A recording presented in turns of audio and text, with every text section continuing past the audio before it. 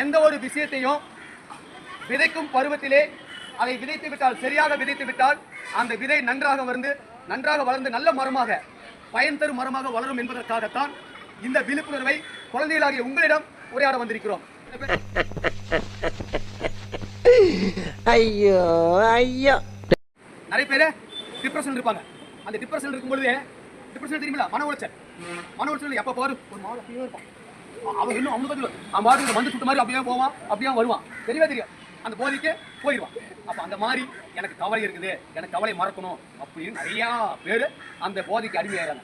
உங்களுக்கு மாதிரி போதைப் பொருள் எடுத்தா உங்க கவலை தீராது. ஒவ்வொரு நாளும் போதைப் பொருளை எடுக்க உங்க கவலை என்னாகும், அப்படியே சேர்ந்துக்கிட்டே வரும். உங்க கவலை நல்ல பெரிய கொஞ்சமா எடுத்தது, இப்படி கையாளவு இருக்கக்கூடிய போதை மாதிரி அப்படியே எடுத்து பழகிருப்பேன். அதுக்கப்புறம் பெரிய மூட்டை எடுத்துக்கிட்டு எப்படி இப்படி போதை இப்படி நடந்து போறேன். அப்போ அவ்வளவு போதையை நீ சமுதிட்டு போகணுமா? ஓ, இங்க படுத்துற நிமிஷம்னால தாங்க முடியலையே. தலை வலிக்குதுடா, தலை வலிக்குதே. உனக்கு என்ன ஆகணும்? உன் கனவு என்ன? படிச்சு என்ன ஆகணும்? டாக்டர். நீ என்ன ஆகணும்? கலெக்டர். Very good. நீங்க இங்க அடுத்து நீங்க ஆர்மி டாக்டர். போடா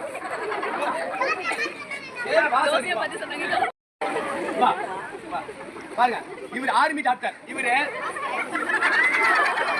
என்ன சொல்றாரு? ஆர்மி டாக்டர் ஆகணும் அப்படிங்கிறார். ஆனா நிறைய பேரு நான் டாக்டர் ஆகணும், நான் கலெக்டர் ஆகணும் அப்படின்னு எல்லாருமே சொல்றீங்க இல்லையா? அப்ப ஒவ்வொருத்தருக்கும் ஒரு கனவு இருக்கு. இவன் நான் எப்படி தப்பிக்க போறோம்? அந்த கனவு உண்மையாலுமே நீங்க அந்த மாதிரி வரும்னு நினைச்சிட்டா நீங்க என்ன பண்ணும்? போதைக்கு அடிமையாக கூடாது.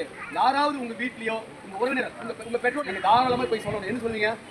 சித்தப்பா, பெரியப்பா, மாமா, இங்க எல்லாம் இந்த வீட்டுல போதைப் பொருளுக்கு அனுமதி இல்லை. அந்த மாதிரி நீங்க போதைப் பொருள் சாப்பிட்டீங்கன்னா உங்க உடம்பு கெட்டு போயிரு. நீங்க நல்லா இருந்தாதான் நான் நல்லா இருக்க முடியும். வருஷத்துக்கு ஒரு கிரிக்கெட்ட சிக்கிறடா சாமி. ஆகையால இனிமேல் போதைப் பொருள் வேண்டாம் அப்படின்னு உங்க மழலை பேச்சுல சொல்லிட்டீங்க அப்படின்னா நிச்சயமாக அவர்கள் போதைப் பழக்கத்திலிருந்து வெளியே வந்துருவாங்க. நம்ம இந்தியாவில எல்லா வளங்களும் இருக்குது. இந்த போதைப் பொருளை கொடுத்து நம்ம நாட்டில் இருக்கக்கூடிய இளைஞர்களை முடக்கிட்டா அந்த நாடு வளர்ச்சி ஆகுமா? இளைஞர்கள் சுண்டு போய் உட்காந்துக்குவான், எந்த வேலையும் செய்ய மாட்டான். எந்த வேலையும் செய்யாத போது அப்ப என்ன ஆகும்? நாடு வளர்ச்சி அடையாது, நாட்டை வளராது.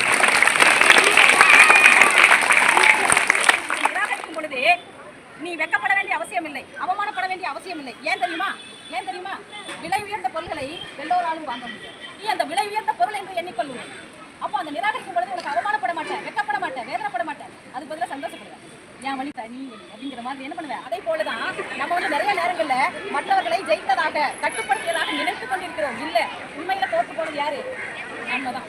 புரியுதா? அதனால எந்த இடத்துலயும் அந்த இருக்கக்கூடாது, கர்வம் இருக்கக்கூடாது, நாம் பெரியவன் என்ற ஆணவம் இருக்கக்கூடாது. அது நம்ம அழித்துவிடும். எனவே அதெல்லாம் இல்லாதபடிக்கு போதை இல்லாத தமிழகமாக மாற்ற நீங்கள் அனைவரும் ஒத்துழைத்து உங்கள் பெற்றோர்களிடம் கூறி அதை நடைமுறைப்படுத்த வேண்டுமா?